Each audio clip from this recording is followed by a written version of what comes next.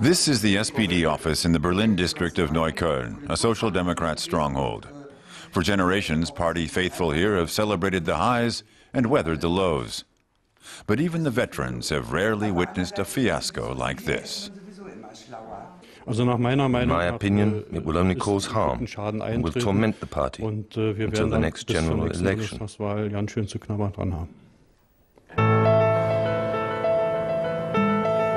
The previous day in Hessen's state parliament, 4 SPD dissidents faced the press after torpedoing their own party's bid for power.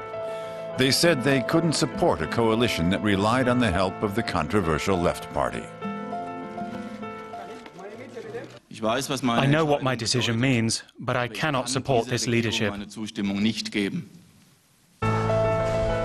For Andrea Ypsilanti, the SPD leader in Hessen, it was a massive blow. For months, she'd fought tooth and nail to gain the backing of the Left Party. She relayed the news to party headquarters in Berlin, where it was met with disbelief and anger. The SPD could only look on in horror as their flirtation with the Left Party in Hessen was dealt a knockout blow. Senior party members were at a loss to explain what had happened.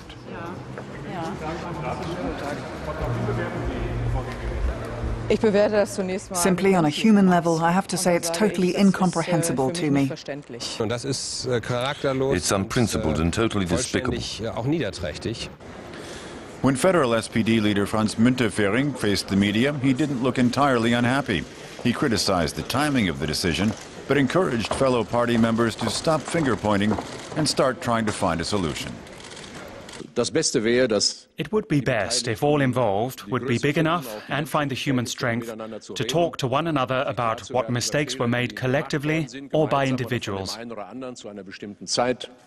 It was hardly a damning verdict. And SPD expert Gerd Langgut argues the 4 rebels from Hessen may even have done the federal leadership a favor. If this experiment had seen the light of day, it would have been a huge burden for the SPD to carry. It's a burden that had been getting heavier since January. That was when the Left Party won its first seats in 2 state parliaments in Western Germany. They appeal to voters disaffected by the established parties and come across in the West as youthful and more radical. It's a different picture in the Left Party's traditional heartland of Eastern Germany.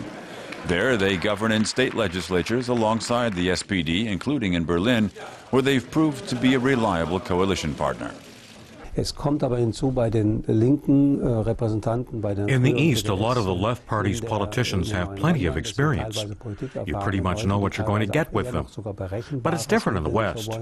The party there is made up of some of the remnants of the former German Communist Party, not the one from the East.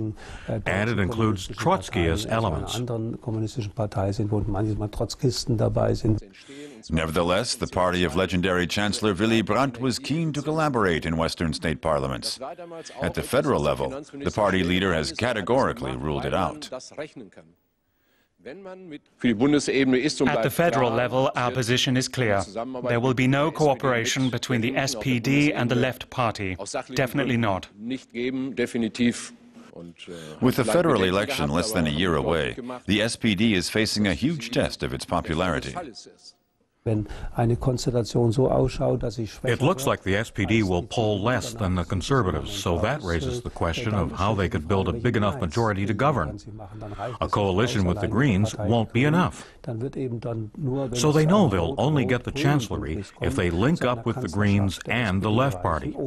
The alternative is to remain the junior partner in a grand coalition with the Christian Democrats. Back in Berlin, the SPD's grassroots supporters are adamant that the party needs to reclaim its credibility, even if that means going into opposition after next year's election.